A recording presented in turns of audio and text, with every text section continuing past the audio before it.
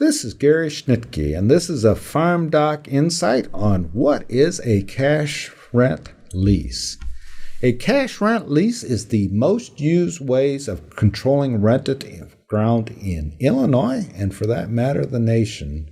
It's an agreement between the landowner and farm tenant on how the farmer will compensate the landowner. These agreements are typically 1 year in length, but they have conditions in them that allow them to be automatically renewed. Some of these leases are 2, 3, and 5 years in length. Written leases are the best, and we highly recommend written leases and have those leases on FarmDoc. But if we don't have a written lease, October 31st is the notice date. By that date, either the farmer or landowner have to provide the other party with notice that the lease is going to be terminated. There are actually two types of cash rent leases: a fixed cash rent, which is what we are talking about in this video, and there are other cash rents that are variable in nature. Fixed cash rent, you agree on a number, a rent level, before planting, typically before field work starts in the fall.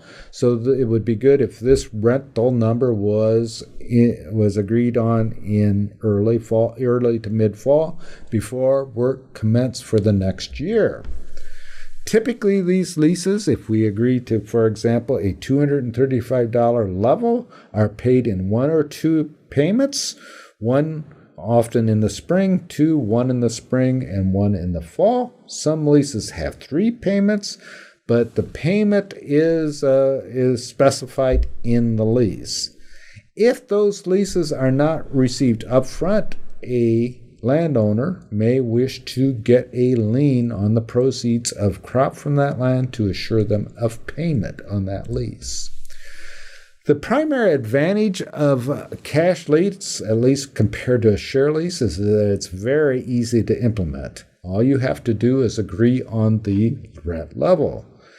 The other advantage of that lease is that the landowner knows what they will get paid, and there is no risk on that level. There's no ability to change that level.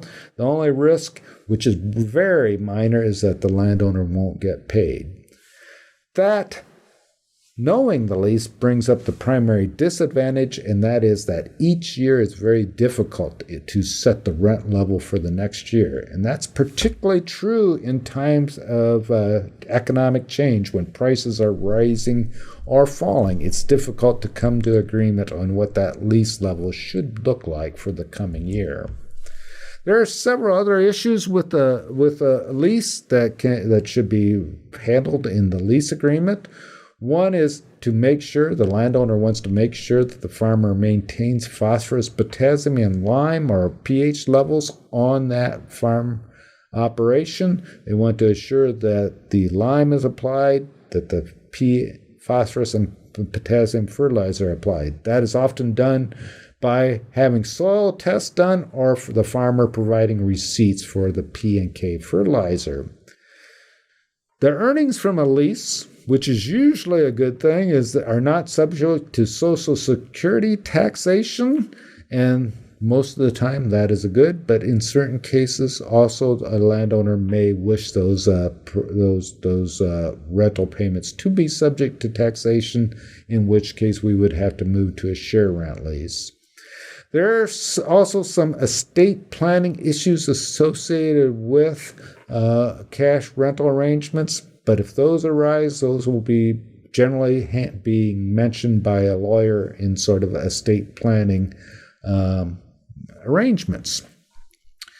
There are, linked in the video description, a cash rent lease and a description of a cash rent form, which can be used to develop a rental agreement between a farmer and landowner. Thank you for listening to this FarmDoc Insight.